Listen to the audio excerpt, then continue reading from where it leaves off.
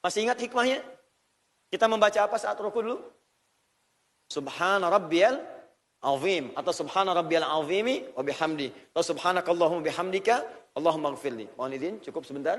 Tahan sebentar, duduk di sini saja supaya saya mudah minta bantuan. Sebentar. Fokus.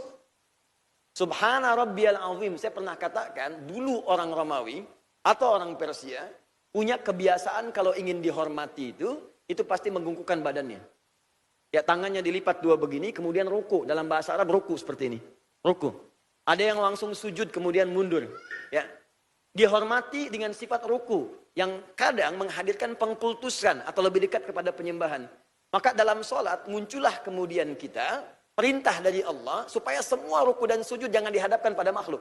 Hormat boleh tapi jangan berlebihan. Karena semua yang harus dihormati berlebihan untuk disembah hanya Allah. Maka turunlah kemudian syariat ruku. Dalam ruku ini kemudian diminta kita dengan posisi tadi, ada aspek kesehatannya, ada aspek penghambaannya. Tapi masih ingat rahasia yang pernah saya sampaikan di pertemuan lalu? Jika seseorang hanya menghamba kepada Allah saja, ini hikmahnya.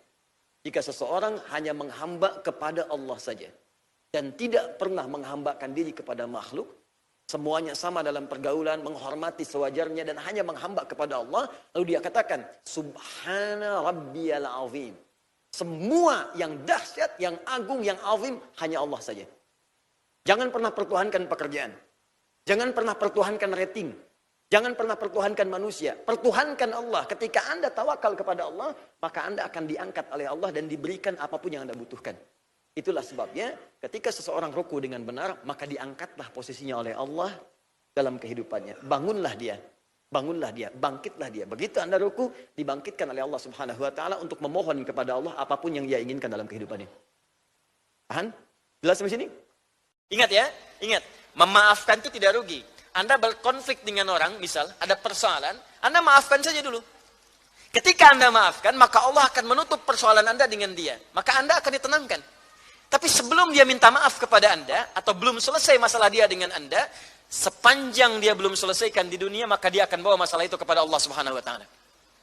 Ini enggak ada ruginya. Wallahu yuhibbul muhsinin, dan Allah mencintai orang-orang baik yang senang berbagi secara sosial.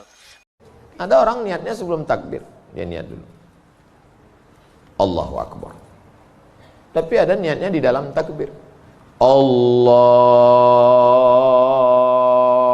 Akbar. Itu kalau siapa yang takbirnya panjang, itu berarti dia berniatnya di dalam takbir. Tapi apa Imam Masjidil Haram takbirnya pendek. Allahu Akbar. Yang belakang itu yang panjang. Allahu Akbar.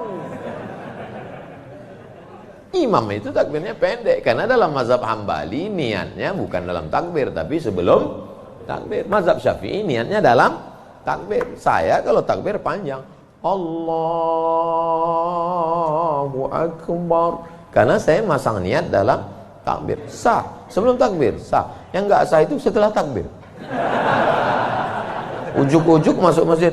Allahu Akbar. Ini duha kan?